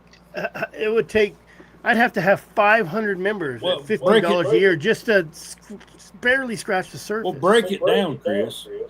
All right. If you're buying hats, buy the case. You just break it down to $15 a piece. $15 a piece plus shipping. $50 to set up the design fee. Oh yeah. And then whatever you have done. So, and there's a bare minimum of 250 hats. That's a lot of damn money. Send you a link for what? It's AZWGA. Everybody knows that. .com. It's been that way for 2 years. But it just takes a lot of money, and you're not going to miss $20 you're not going to miss $20 a month. I mean, what are you going to do? Not buy a hamburger? You know, there's people eat out every day. If every member of AZWD gave you $1,000 a month, it wouldn't be enough to do much. No, I agree. you have to have. If you had $40,000 a month, that's $500,000 a year. Nah, you're Still those bunny huggers have millions. Yeah, I mean, is it enough to cause problems? It's enough to cause problems. Oh, it ain't enough to win. And sometimes you could win by causing problems, but you have to have a full tank of gas to make the full drive. Well, you can't just come in quarter tank. I think what you're doing, Chris, is a hell of a good start. Hey, Bonepile, look. He's Bonepile making sense. Yes. But what you're doing, you're making a statement at the Capitol. You're rubbing elbows, making contacts. You're doing what a lobbyist does. And no matter if the people you're talking to agree or disagree, you still got to make that contact. Let me tell you something, though. I dated a girl one time, and her brother-in-law was a lobbyist, was a registered lobbyist. And so I got to see that world a little bit. In fact, he used to take people on hunting trips and stuff, and I used to set some of them up for him. And I'll tell you something. Let me tell you what lobbyists do. They legally bribe the shit out of all them lawmakers with chingles of money and take them on freaking $15,000 whitetail hunts and take them on $20,000 fishing trips and take their families on vacations to Hawaii and it's legalized bribing. Make no mistake, I'm telling you, lobbyists are legal bribing. 100%. I had a lobbyist tell me, you wear a good suit, you walk in with a $5,000 campaign contribution just to get the guy to listen to you. Yep, 100%. $5,000 to us, I barely put on a rendezvous to make maybe $7,000 when it's over. Yeah. No. You know, they're donating money to those guys' campaign, and oh yeah. Well, that's just like the prison system here. It's all based off lobbies. In order to keep your prison full, you got a lobbyist, and that's his main job. Same way with anything else. Empty prison don't make money. No, that's what I mean. People don't have no idea how much money it takes, and it's not what Chris does. Chris is doing his best with what he can, and we're all grateful that he's doing it. And he's had to be honest with you, had a lot more positive impact than I thought you ever would, and I'll give you credit for that all day long. But you're talking, I mean, you need lots of money. You got to be a crooked sleazeball son of a gun to do it, too. Yeah. No, you can't be the average everyday working Joe. Man, and that's what I have a hard time with is... And you got to pick sides. You got to make those campaign contributions to the right person. And then that's somebody who's got to win the election. Yeah. You may not even like the guy, and he may not even be in your party that you're privy to. Yeah. But he's going to get you what you want. And I'm working on stuff. Or you got to ride the fence and you have put to contributions in both boats. Oh, yeah. And them guys will go to them and say, hey, look here. And I'll tell you, It ain't $5,000 either. No. It's, hey, No, that's just to talk to him. we're going to give you a couple $100,000 for your campaign. But you win, and you're going to pass this freaking Hound bill we're going to get in. Mm-hmm. And you got to do that with 51% of the politicians. I mean, you start thinking about it, in reality, it's freaking nuts. No, it's a big, impossible. huge laundering scam. It's just, it's no different than the 80s and the mob. It's the same deal. Yeah. I live in one of the most crooked political states there is, and have been involved in politics for 25 years. And it's no different from anywhere else. And then, see, the thing is, then you get into states like California where you can't even bribe them no more. It's so far gone. Yeah. There's no one to bribe. There's no one running. You would have to take millions over there to get somebody just to present the bill. Yeah. Because he's going to get hammered. No, it's a tough gig, you know. And hell, ours, you can bribe them. They'll take your money and vote however they want to vote. Yeah. What are you going to do about it? Go report them? Smile, shake your hand, and say, maybe next time. Yeah. You know, but I do live in a pretty conservative state. And what is hound hunting to people? Oh, there ain't no one more. You know, we bitch about the liberals all the time. There ain't nothing than having a whole bunch of crooked-ass conservatives around. You get what you want all day long, you know. They're all crooked. Make no mistake. Yeah. They're all part of the same bird of prey. And let me tell you what they do. And I did a real deep dive into this after Charlie Kirk was assassinated. And Charlie Kirk himself was embedded in that world and was as crooked as the rest of them. And don't let anybody ever tell you a guy or not. But this is exactly how it goes. Charlie Kirk has 10 plus nonprofit organizations and multiple senators own a marketing company that Turning Point USA paid multi-millions of dollars to each year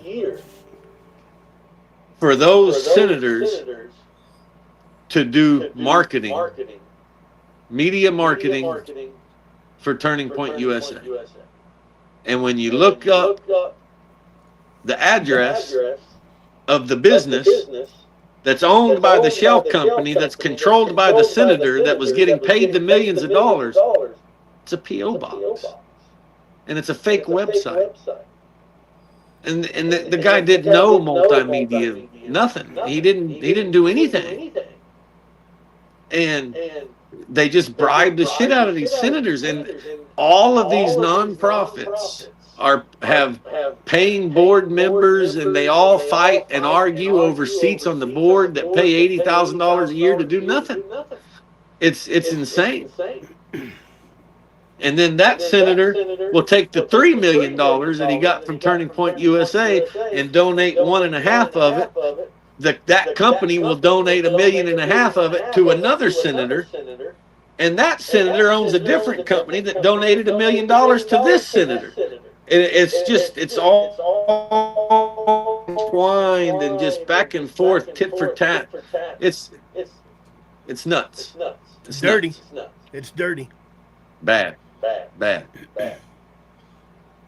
And we're over here. All the way around is bad.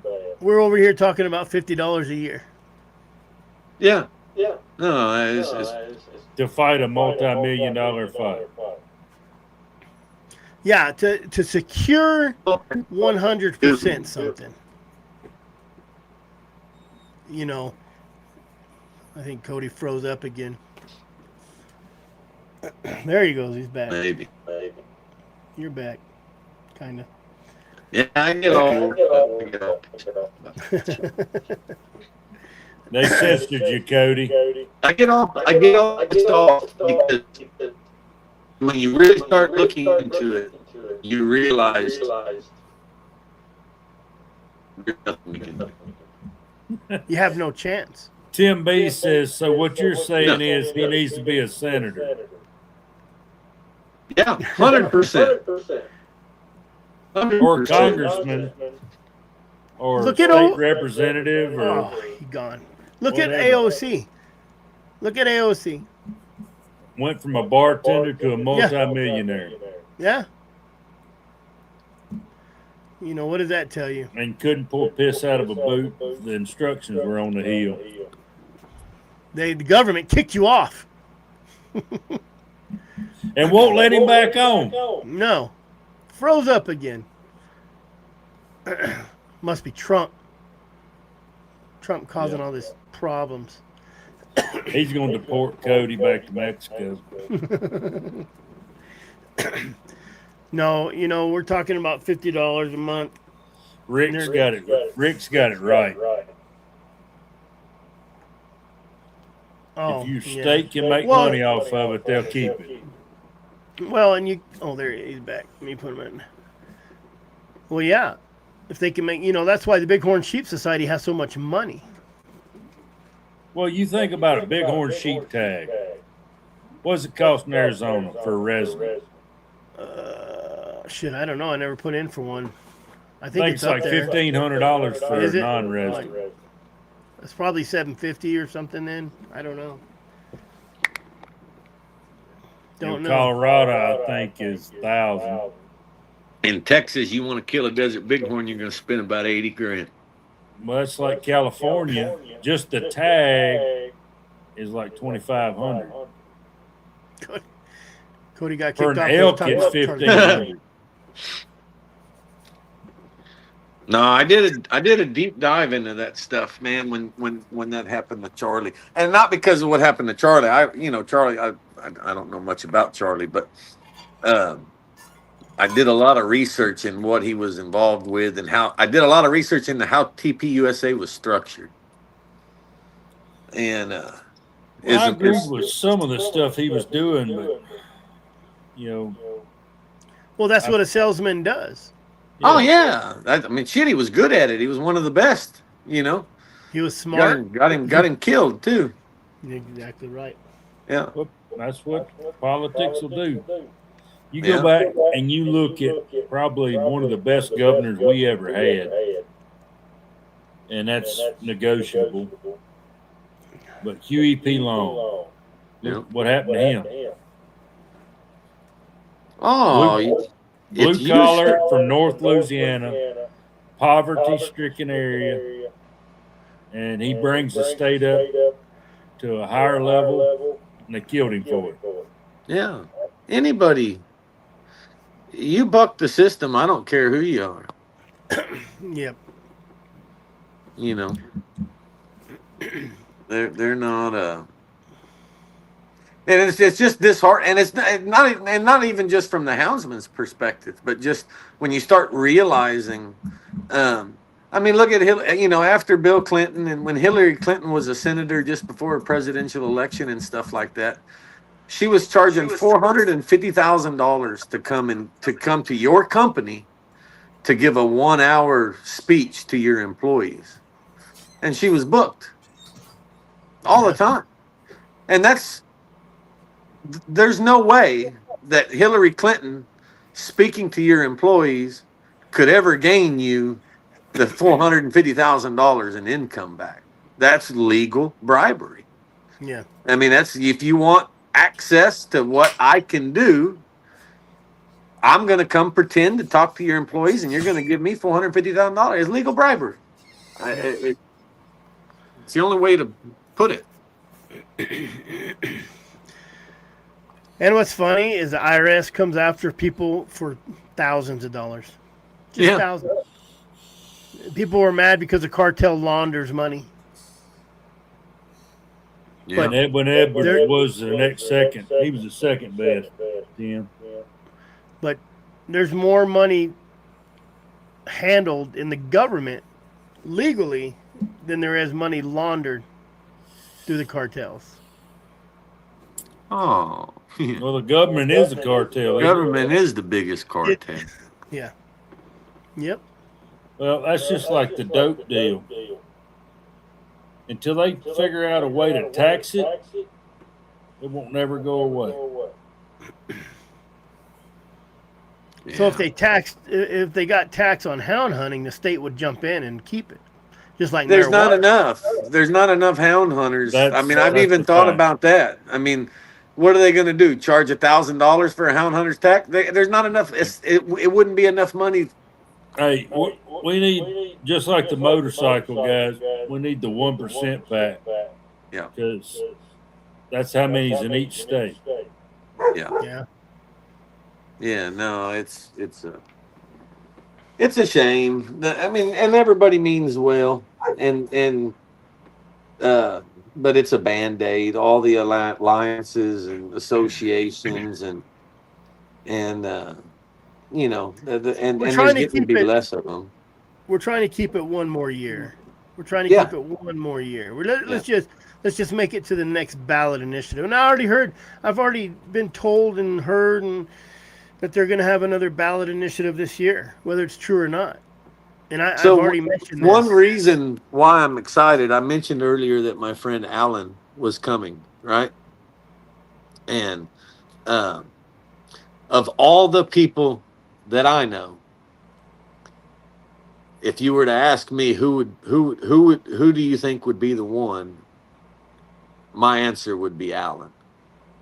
And unfortunately for all of us, he's just not in the health to do it anymore.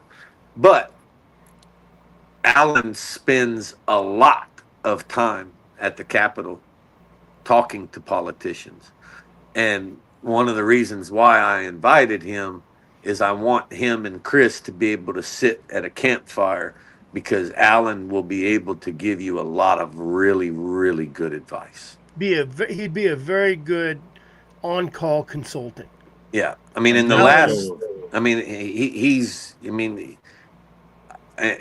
he sat in the office with governors and senators and stuff multiple times in the last 30 days. I mean, he knows a lot.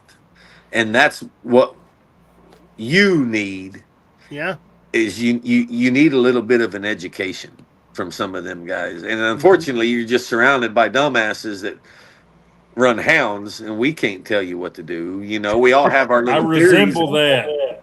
And say our little rants on here, but that's why I invited him, and I'm glad he's coming. And I specifically asked him to come to sit down and talk with you. I want y'all to sit around a campfire and talk for a little bit and see what he has to say.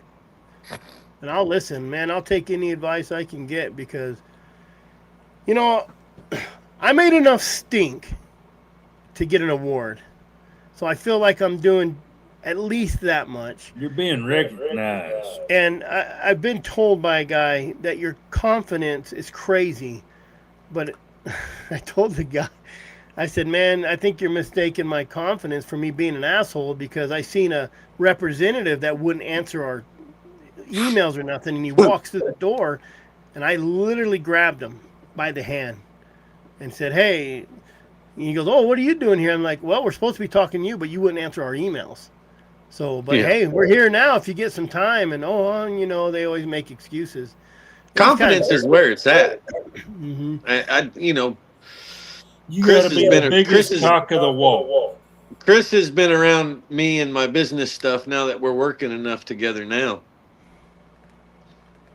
When I started doing big government job, you know, today, me and Chris were talking about a job, and Chris said, but Cody, it's prevailing wage and government job and all.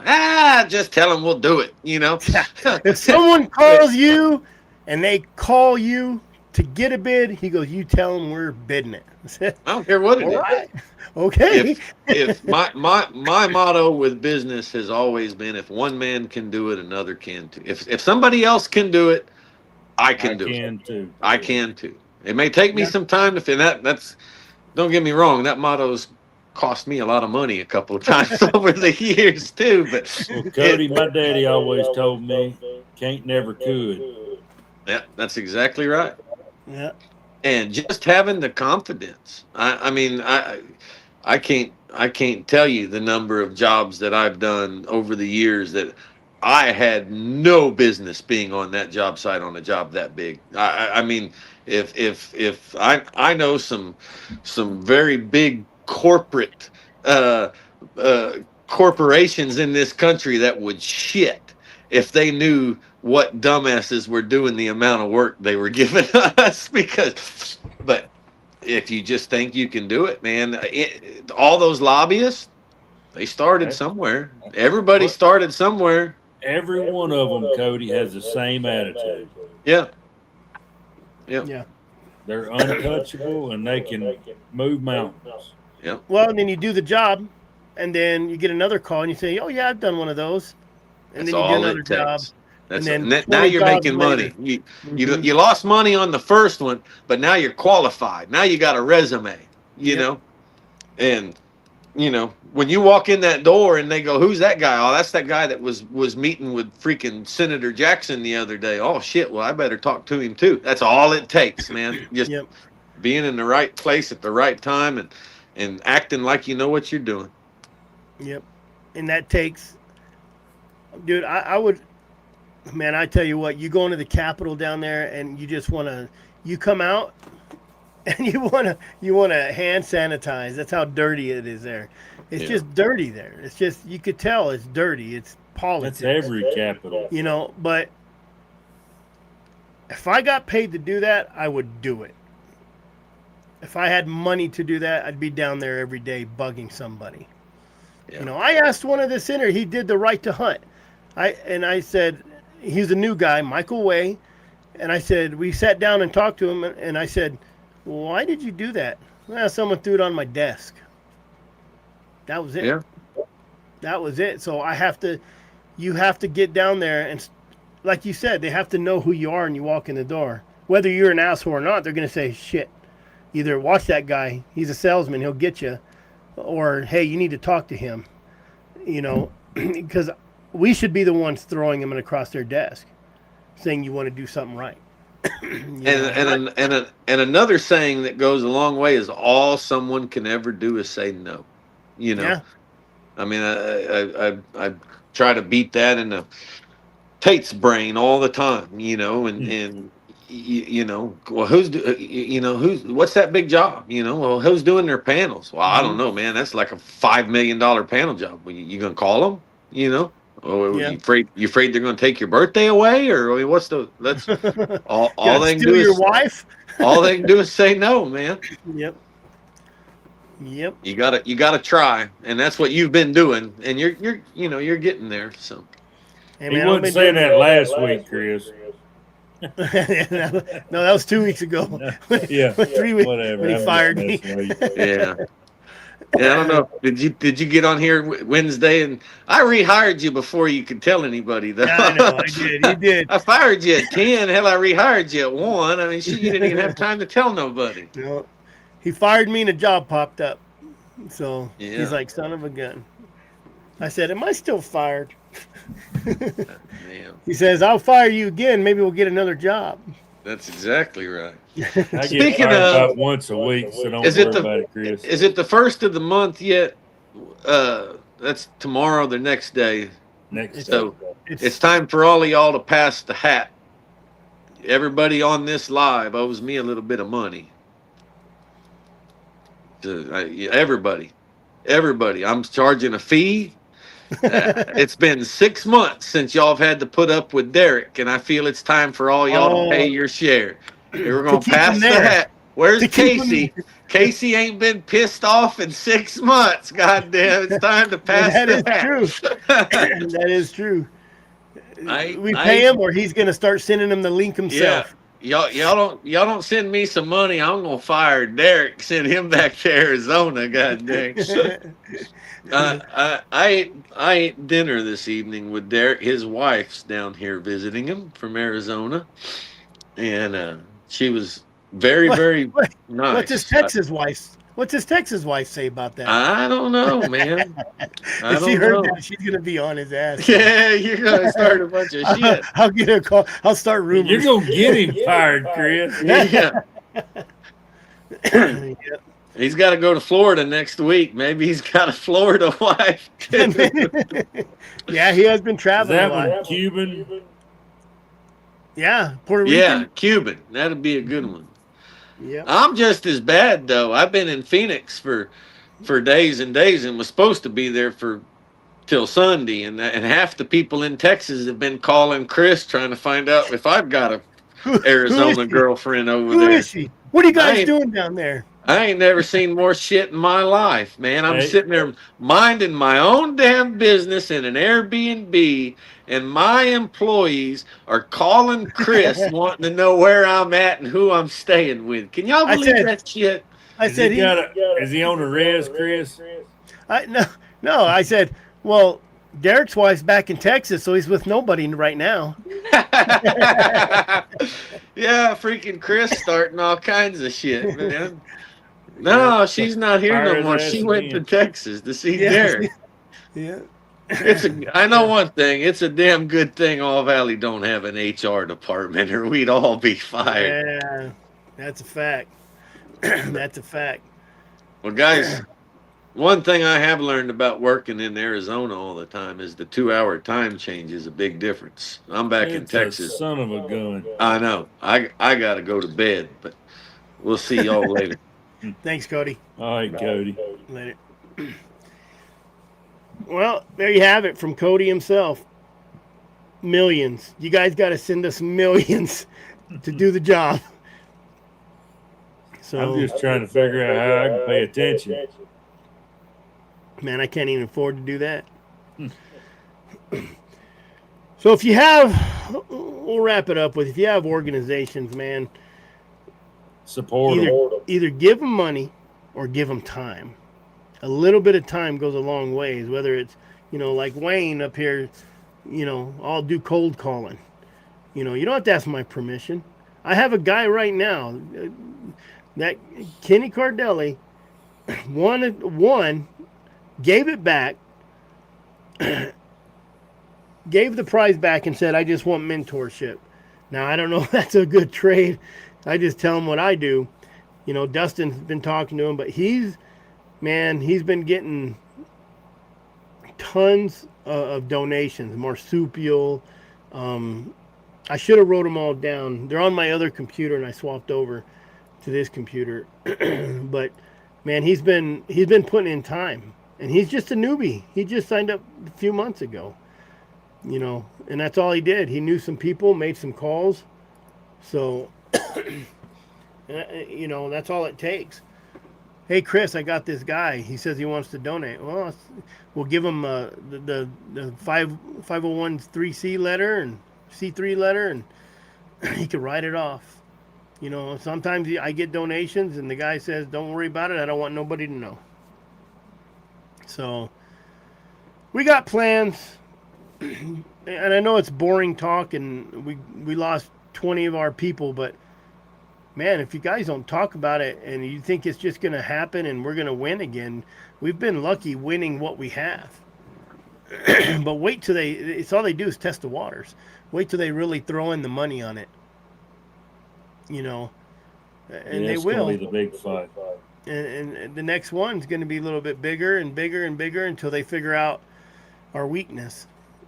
I had a guy text me and say, I heard you needed money. What for? And I said, man, just to operate. I print these little postcards just with our stuff on it. I'm working on a brochure that I can print out thousands of them and send them across whoever wants some. And you can take them to your church, take them to your work, let people know what's up. Let people know what wildlife management is. Right now they're not on our ass because of the horses. There's a big deal with the horses. Everybody thinks horses are wild and they're wildlife, and they're not. They're a nuisance. They're invasive. They destroy stuff. I love a horse just as much as the next guy, but if you ask me, they should be selling tags, and you should be able to go shoot a horse so you can eat it. So ban me for that. Whatever you want to do, or blow me out all over the place, and I'll argue. I'm on those sites all the time now, telling people wildlife management can't be operated with feelings and emotions. But if we stay silent and we don't say nothing until we have a problem, nobody knows what's going on. Period. Oh, I lost you. Now I have no sound. Now I can't hear you. Can you hear me? Can't hear you. I think that's a sign it's time to go. Well, thanks for coming on, Jeremy. Maybe we should learn sign language. I don't know what's going on with all this stuff. So, talk to you next week. Talk to everybody next week. The Hound Rendezvous is August 21st to the rendezvous is the 22nd. Most of us get there the 21st, hang out the 23rd, and then some people hang out for the week. That's why I made it. I get a lot of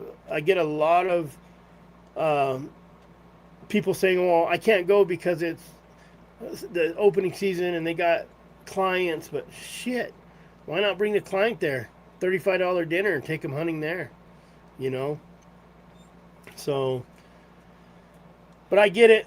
You got to make that money. Those guys got to make that money. Let me see if I was having a bad echo. Oh, there you go. Still got a bad echo. I don't hear it. I hear it, and Tim hears it. Did he? Yeah. I changed my setting. Oh. So anyway, I'm introducing dogs to the squirrel camp. And that's October 16th, I believe. So it'll be the first year we get dogs over there, not just, Stinker can actually do what she needs to do. So we lost you again. Oh, there you go. So you must have muted yourself. No. You can hear an echo? So trying to get the word out, trying to keep going. So if anybody wants to help, let me know. I got a couple people helping, but can always use another set of eyes and ears and a mouth. So, but Jeremy, thanks for jumping on. No one else did. They're all busy doing nothing. Yep. So it's too hot here to do anything. Yep. So we will see you guys next week. If you have any questions, send me an email. I think it's freecastingpodcast@gmail.com. If you want to be on the show and go down more rabbit holes than we do, then jump on. Let us know. Other than that, we will see you guys next week. Jeremy, hasta luego. I'll see you in a couple weeks. Sounds good. Laters.